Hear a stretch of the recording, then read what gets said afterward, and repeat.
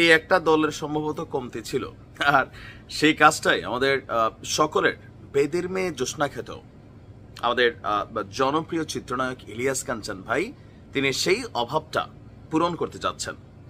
একজন সফল চিত্রনায়ক, আর গেল 15 থেকে 16 বছর বিভিন্ন ইস্যুতে আমরা চিত্রনায়ক ইলিয়াস কাঞ্চনকে দেখেছি। সামাজিক বিভিন্ন ইস্যুতে তিনি কথা বলেছেন, মন্ত্রীদের সামনে সাহস প্রকাশ করেছেন। এছাড়াও নিরাপদ সড়ক চাই এই একটা বিষয় নিয়ে তিনি কিন্তু খুব অনেকদিন ধরে কাজ করছেন। তো অবশেষে নানান পরিচয়ের বাহিরে এবার একটা রাজনৈতিক দল গঠনের দিকে মানে একদম নিকট প্রান্তে এসে দাঁড়িয়েছেন আমাদের চিত্রনায়ক ইলিয়াস কাঞ্চন।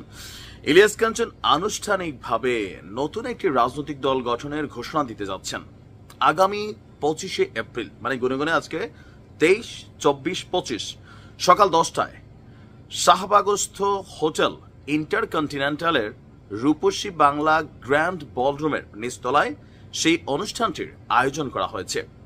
এতেই তিনি নতুন বাংলাদেশের নতুন দলের নাম ঘোষণা করতে যাচ্ছেন। খোঁজ নিয়ে জানা যায় তার দলটির নাম হচ্ছে জনতা পার্টি বাংলাদেশ, নাগরিক পার্টি, জনতা পার্টি কাছাকাছি লেভেলেরই, জনতার পার্টি বাংলাদেশ। নিশ্চর ভাইস চেয়ারম্যান লিটন আরশাদ আপনার গণমাধ্যমকে বিষয়টি নিশ্চিত করেছেন। দীর্ঘদিন ধরে এই সড়ক নিরাপত্তা নিয়ে জনমত গঠনে সক্রিয় ইলিয়াস কাঞ্চন, আপনার নিশ্চা হচ্ছে নিরাপদ সড়ক চাই, সংক্ষেপে এটাকে বলা হয়, এটার প্রতিষ্ঠাতা। আর গত কয়েক মাস ধরেই রাজনৈতিক পরিমণ্ডলে নতুন নতুন দল আমরা দেখছি প্রকাশিত হচ্ছে, গঠনের প্রবণতাও দেখছি। আর এবার এতে যুক্ত হচ্ছেন আমাদের ইলিয়াস কাঞ্চন ভাই। অলরেডি এ পর্যন্ত গত 5ই আগস্ট শেখ হাসিনা সরকারের পতনের পর আমরা যদি হিসাব করি, প্রায় কাগজে কলমে এই 6.5 মাসে 16টি নতুন রাজনৈতিক দলের আত্মপ্রকাশ ঘটেছে।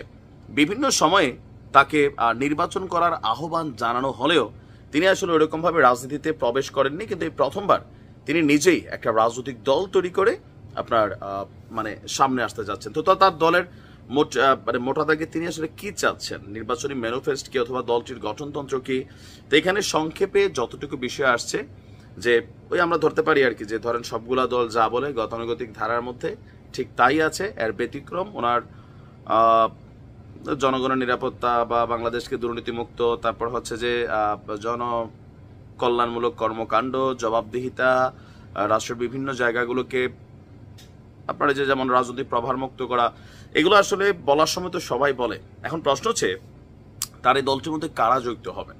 তো যতটুকু তথ্যসূত্র আছে, বেশ কয়েকটি রাজনৈতিক দলের কিছু প্রবীণ এই দলটাতে কানেক্ট হবেন। এছাড়াও চলচ্চিত্র অঙ্গনে যারা রাজনীতি করেন তাদের মধ্যে অনেকে এই দলটার মধ্যে কানেক্ট হতে যাচ্ছে। বাট দলটার ভবিষ্যৎ কি? ভবিষ্যৎ হচ্ছে ইলিয়াস কাঞ্চন ভাই দাঁড়াইলে তিনি একটা সিট পাবেন, আবার পাবেন কিনা এটাও সন্দেহ। কারণ বিএনপি জামাত যেভাবে এখন মাঠে অ্যাক্টিভ আছেন, সেখানে নতুন একটা দল হিসাবে ব্যক্তি ইলিয়াস কাঞ্চন হয়তো একটা সিট পাইলেও পাইতে পারেন, আর বাহিরে যারা আছেন আমার মনে হয় না যে খুব বেশি পাইবেন আর কি। তারপরেও বেস্ট অফ লাক ইলিয়াস কাঞ্চনকে, দেখা যাক তিনি তার দলের কাকে কাকে আনেন, কি চমক আছে। তিনি বলছেন যে একটা চমক থাকবে, আমরা দেখি কি চমক।